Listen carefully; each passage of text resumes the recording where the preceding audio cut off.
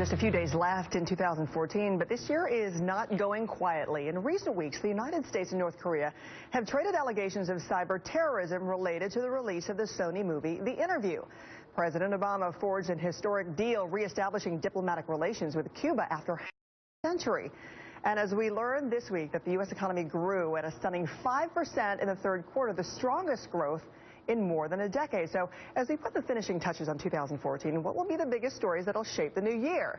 Joining me to discuss the headlines that you'll be talking about in the new year ahead, Lynn Sweet, Washington Bureau Chief of the Chicago Sun-Times, and also back with us, Evan McMorris-Santoro, White House reporter for BuzzFeed. Happy end of 2014, pre-2015 to the two of you.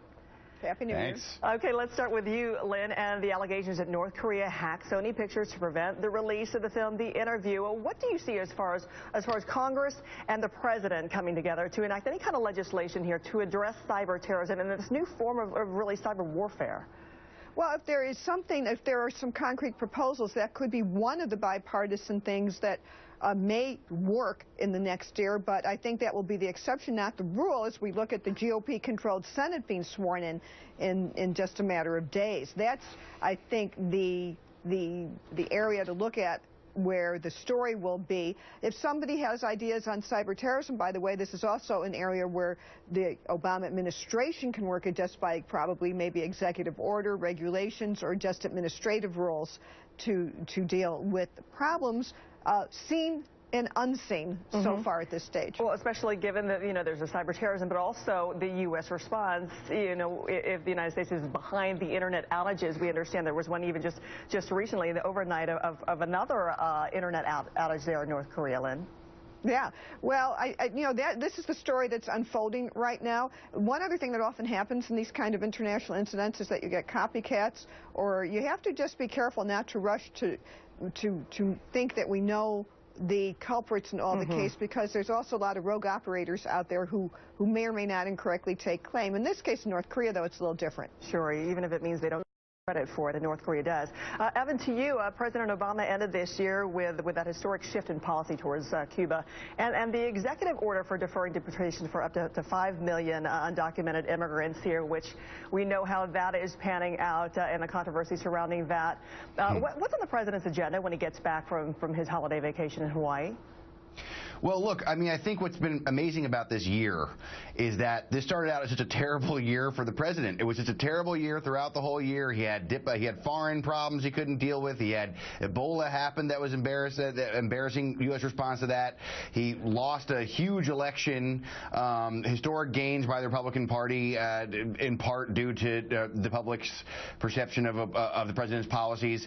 And then they sort of, in the end of these last 2 or 3 weeks, they sort of stacked up a bunch of presidential actions that have sort of put the spring back in the step of the White House. And I remember there was just a few days after the election, after they had sort of announced the immigration plan and announced their attorney general pick, a top White House official told a bunch of reporters, I was at this breakfast, and he said, we're winning right now. Like, we're doing really well right now. This is our time. They're going to want to carry that kind of momentum, this sort of presidential executive action momentum that has seen Obama's poll numbers increase into the new year. It's not completely clear how they're going to be able to do that. I mean, you have a new Congress coming in that will rally very quickly around not liking what the president is doing, and the Republicans have waited a long time to control both houses of Congress with Obama in power. Now they're going to. So it's not exactly clear exactly what the president can totally do, except for the fact that there is a sort of a world, and Lynn was talking about it earlier, sort of the chance for bipartisanship. There is kind of a world in which this new GOP leadership in Congress is going to deal with a divided party itself. Right. And it's a possibility the president will try to do is sort of work those Republican divisions, try to get his kind of things passed. And if he can sort of maintain this current air he has of being very presidential and very powerful to make these big sweeping changes with the stroke of a pen, that's the kind of thing that can help him carry people along with him. Sure. So you're going to look for more stuff like that. There's some reports saying the president's got his swagger back. So considering we got all these balls juggling up in the air in January when Congress comes back here, what will be the biggest thing to watch when Republicans get control of both chambers of the Congress there in January, Lynn? Well, I think the Republicans want to work on corporate tax reform. The Republicans want to figure out a way to thwart or diminish Obamacare. And what was left undone in this $1 trillion deal to keep government open was funding for the Department of Homeland Security, because that's where a lot of the immigration executive orders will be administered. So I think that would be some of the top items just in terms of the order of things having to get done.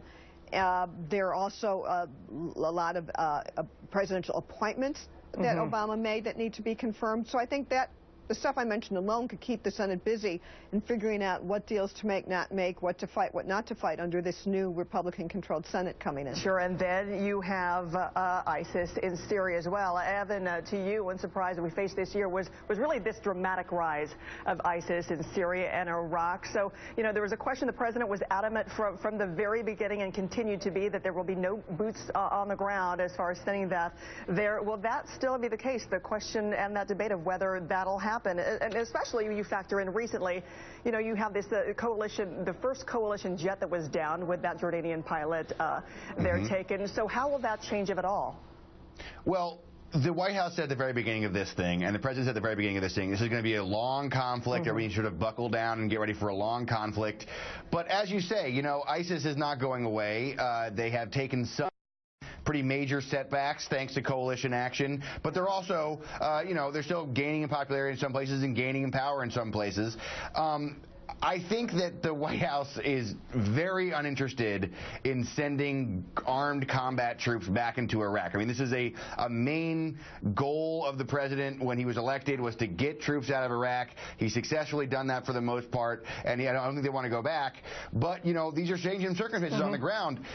This is honestly an open question to see how far the public will let the president go when it comes to the war on ISIS, and how far ISIS will go in terms of prompting more and more coalition action, stepped up coalition action. And it's been said time and time again, airstrikes aren't enough. It's not going to do anything. Maybe a little bit of a dent here and there, but you both heard that argument, and so we'll see where that comes into play. Lynn, let's talk about here the wave of court decisions this year. 35 states have legalized gay marriage. So where do you see this movement for LGBT rights moving in the new year in 2015?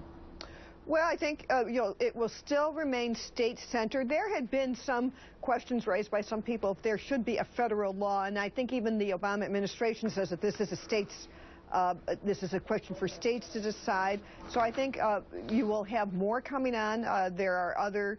And I think it's almost as simple as that it's just a wave that will overtake the nation, and I would think, you know, it's a matter of time until you get others. I imagine there'll be some that will be holding out, but I think that trend is set. All right, very quickly, did you want to chime in there, Evan? Yeah, I wanted to add to that. You know, the two things that Lynn has mentioned you just talked about the gay marriage, the same-sex marriage expansion, and immigration. These are the two things that viewers should be watching when Congress comes back, because what the Republican Party does about immigration and same-sex marriage and other issues like that have been very divisive for the Republican Party when it comes to the rest of the American people will explain exactly what the Congress will be. If they come in and they go hard against immigration and they try to nationally sort of prevent the expansion of same-sex marriage, you're looking at a party that's going to have a very hard time in 2016. If they don't do that and they sort of change their tune, you're looking at a party that has going to have a very hard time sort of shoring up its base ahead of 2016, but maybe much more competitive in the general election. All right, to both of you, very quickly in the short time we have, what are you most anxious to cover in 2015, Evan? Well, I'm really looking forward to the future of what's happening in the police community relations issue. The White House has raised it. They're doing a bunch of task force about it. What the White House is able to do now, to see what they're able to do now in terms of dealing with this issue that's been so huge, will be a very interesting story to watch next year. Lynn? Well, just in the very next few weeks, I'm curious where this First Lady want to put their presidential library. The decision will be coming soon. We'll all be watching that as well. Evan McMorris-Santoro and Lynn Sweet, thank you so much for being with us this morning. Lynn, you'll be back later in the hour, so looking forward to that. Thank you. Thanks.